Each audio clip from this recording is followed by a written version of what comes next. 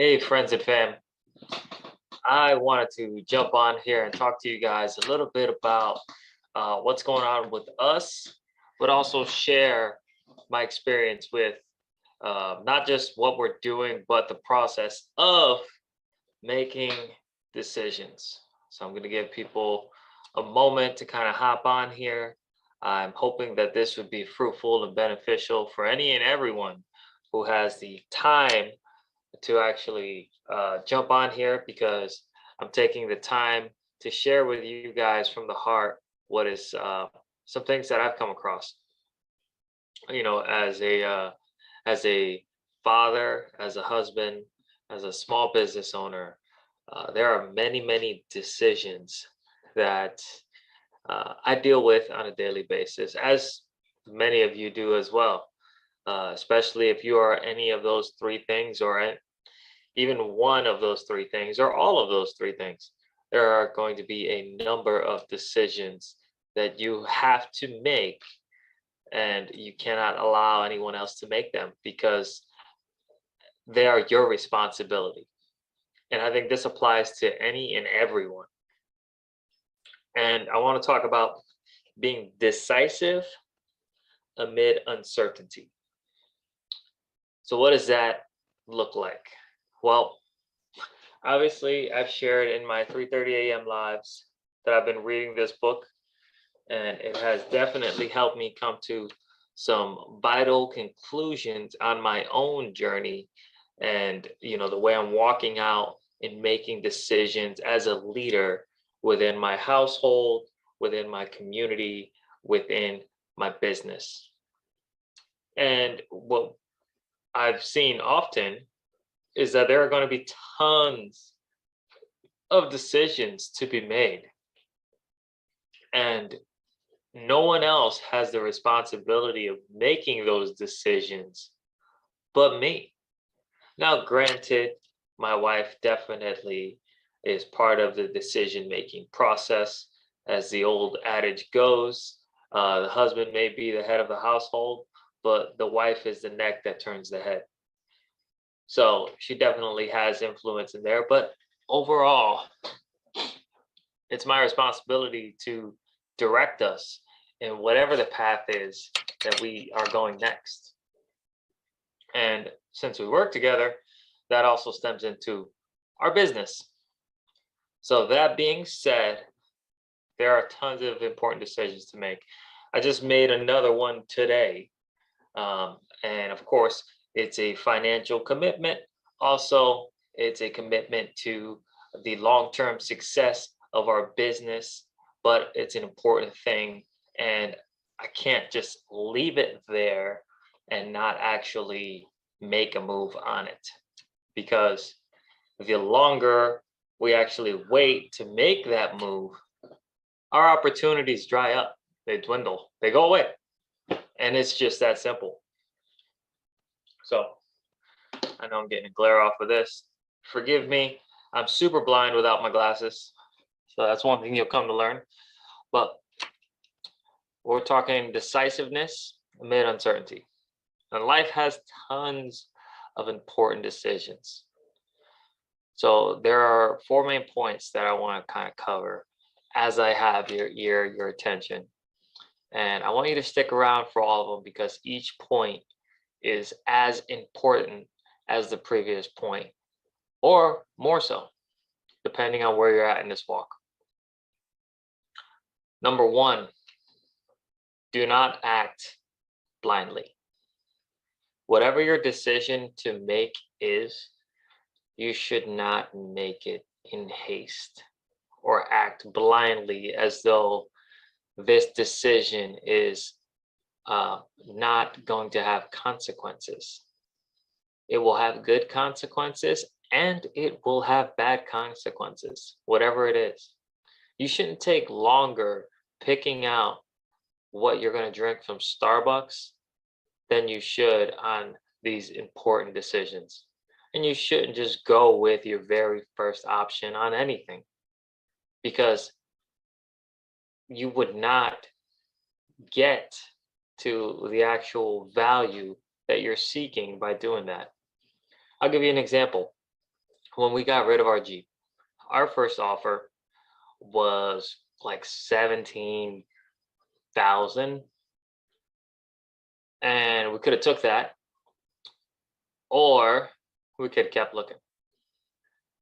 Now, there's always the inclination that you just want to get this over with and you want to make the fast decision. But that's where discernment comes in.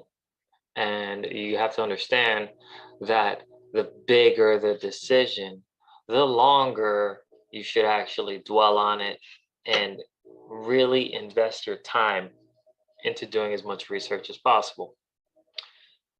So, long story short, we went to about 4 different car dealerships and got 4 separate appraisals, all on paper, to verify what each one of them was offering us for the Jeep. We ended up getting rid of the Jeep for 21,000. We came up 4 grand from our original offer. Yeah. Had we made the first decision, we would have been in debt for the 4 grand. But in being deliberate, doing the research, and making a decisive decision that we are going to do this, but we are going to do it the correct way, we were able to make the right decision. And ultimately, we came out ahead. So don't act blindly or hastily when making these decisions, because that's going to lead to a downfall. Take your time to make these decisions, gather all of the information necessary, which leads me to point number 2, and I'll back this up with scripture. It says, lean on wisdom and understanding when you make decisions. So what do I mean as in I'll back this up with scripture? Well, I'm gonna back it up with scripture. So bear with me one moment as I share with you from James chapter 1, verse 12. And it says, blessed is the man who remains steadfast under trial. So you're remaining steadfast.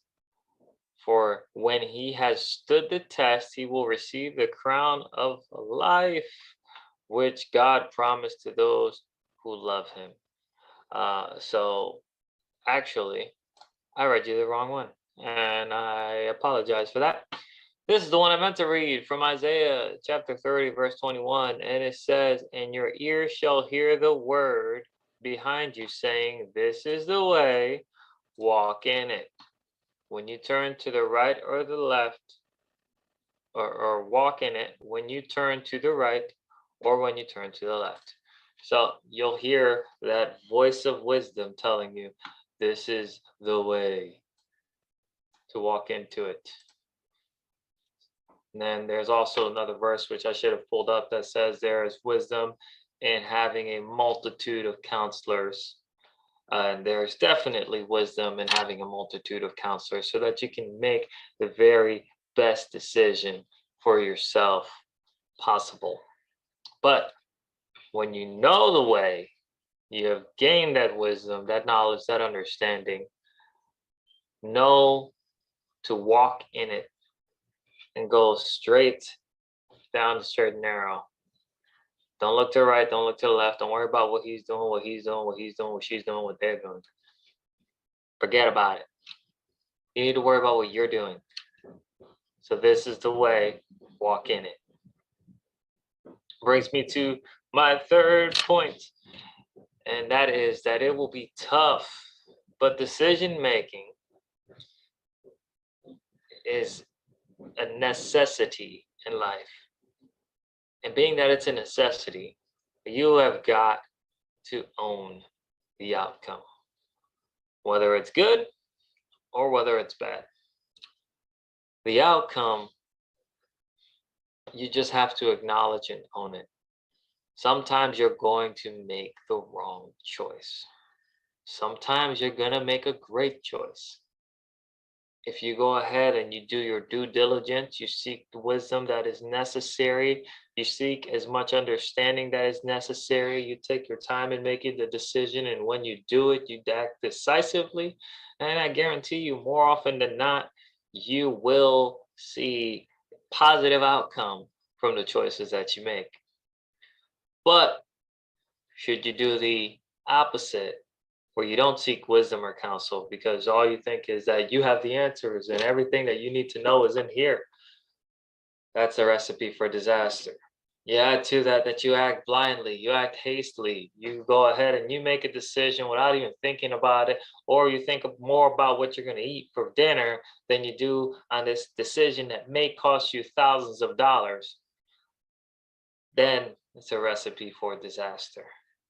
You would be lucky to make the right choice in that point. So make sure you couple all these things together when you make a decision.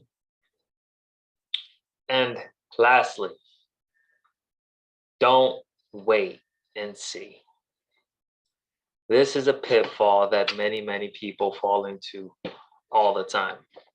I'm just going to wait and see what happens. Listen, for one, that's weak. 2, it doesn't work. And 3, you're really being pathetic in that mindset of wait and see. Because you're failing to act, you're failing to take the lead, you're failing to charge ahead into the uncertainty because you are afraid. You don't even know why you're afraid, but you're afraid. Listen to me, my friend. That fear is not real.